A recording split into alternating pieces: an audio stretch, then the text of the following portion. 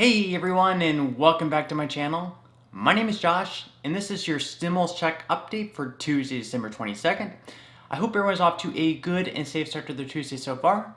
In this video, I'll be discussing updates in regards to the current relief package and the second stimulus check. I'll also be discussing what was in the bill, when we can expect to receive the next stimulus payment, and then I'll be wrapping up this video by answering some of the comments and questions that I received in my previous video. But first, if you wouldn't mind real quickly, liking this video, give me a big thumbs up. It really just helps with the YouTube algorithm in terms of pushing this video out to other viewers like you, and hopefully helping other people like you as well. Okay, so what seemed to be the impossible has finally been accomplished. Congress has finally passed the first major relief bill in 9 months. Bravo! After months of bickering, stalling, and fighting like school children, our lawmakers were finally able to come together and reach a bipartisan compromise. The package voted on was a $900 billion relief bill paired with a $1.4 trillion spending bill that will fund the federal government through September of next year. In the House, the combined package passed by a vote of 359 to 53. Of the 53 in Congress that voted no, 1 was an independent, 2 were Democrats, and 50 were Republicans. Justin Amash was the lone independent who voted no on the package, with Tulsi Gabbard and Rashida Tlaib being the lone Democrats to vote no on the package. As far as the Republicans who voted no, I won't even bother to name all 50 of them, but you can find the voting results in the description box below. In the Senate, the bill passed also with flying colors with a vote of 92 to 6. All 6 who voted no on the combined package happened to be Republicans. The 6 Republicans who voted no on the package were Marsha Blackburn, Ted Cruz, Ron Johnson, Mike Lee, Rand Paul, and Rick Scott. If you're wondering why there were only 98 votes, it's because Senators Mike Enzi and Mike Rounds did not vote. Okay, so just one thing for us to keep in mind before we get totally outraged at the lawmakers who voted no on this combined package. The bill that they voted on last night was 5,593 pages long. Each lawmaker received this bill and was expected to read it just a few hours before voting. Now, do you think any of them were able to sit down and fully read the entire text? Highly doubtful. Justin Amash, the libertarian who voted no, tweeted, "They passed 5,593 pages they didn't read. America, stop letting this happen. Don't vote for anyone who voted for this. It's not okay. Representative government is important.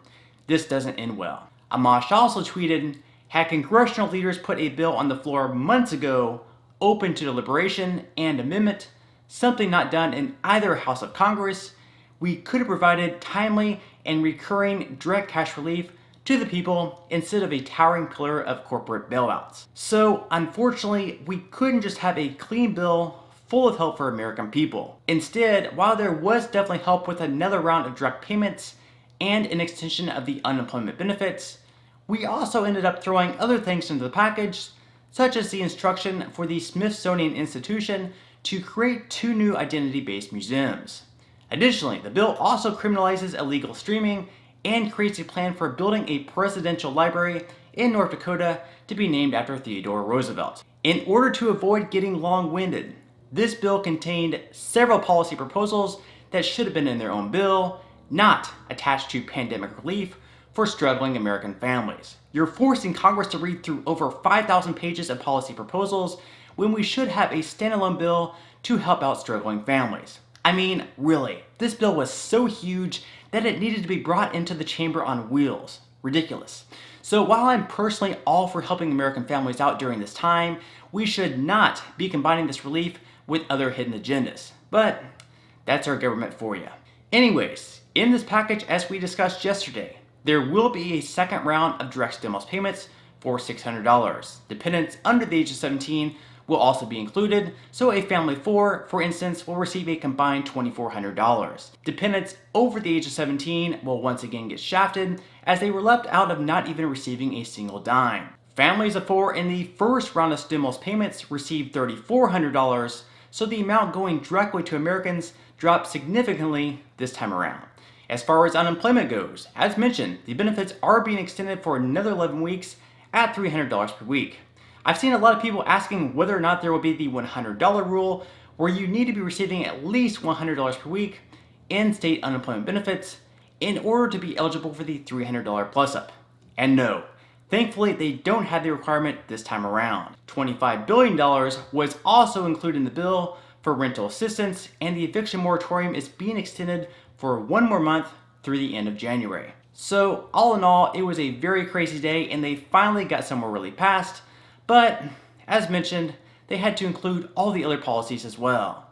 At this point, I'm sure many of you are wondering when you can expect to receive the second stimulus check, and right now, the IRS expects to send the payments before December 31st, which is pretty good news. And even though most of us would have preferred to receive the payments before Christmas, at least we'll be receiving them before the end of the year.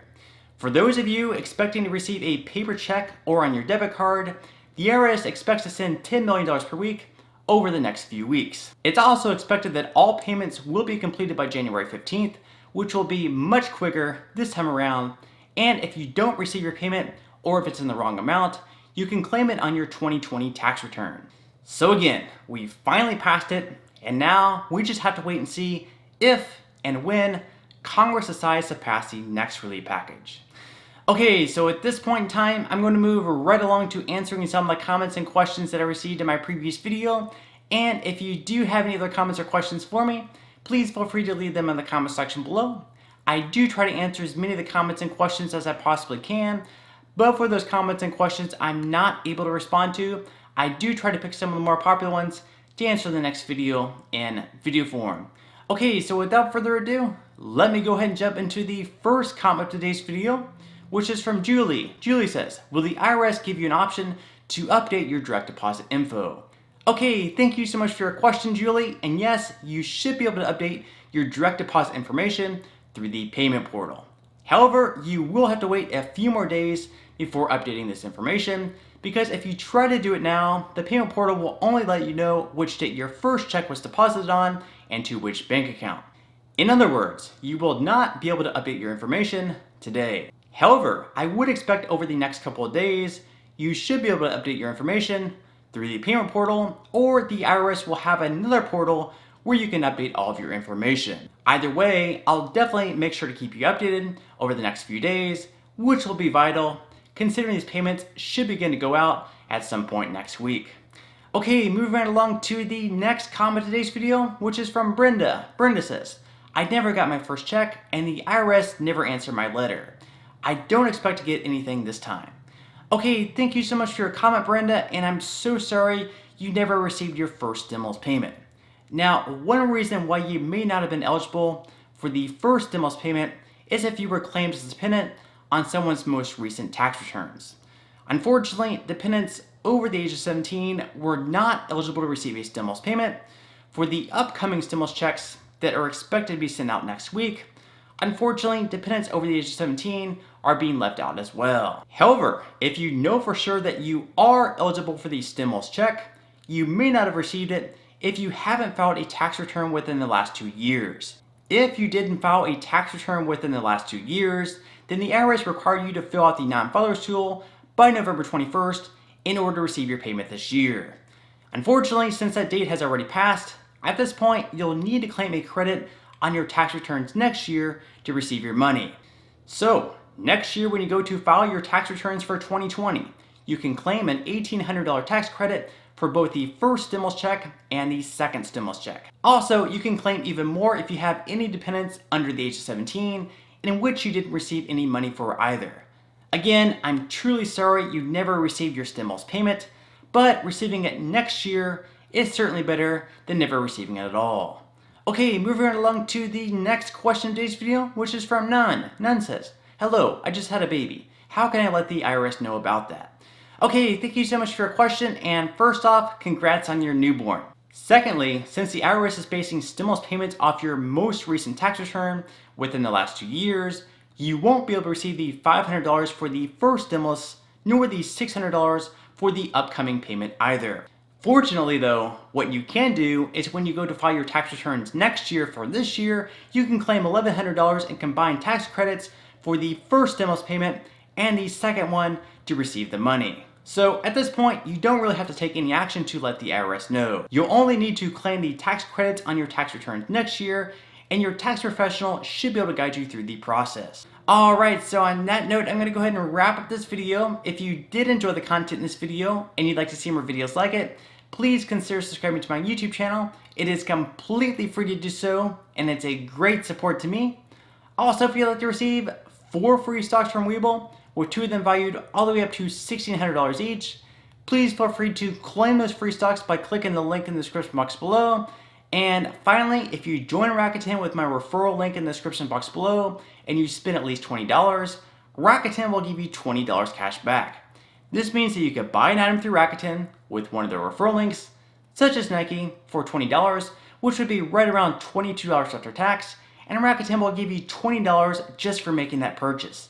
This is just an incredible deal that I would love for everyone to take advantage of. Okay, so until next time, I'll see you guys, and I hope you have a great day today.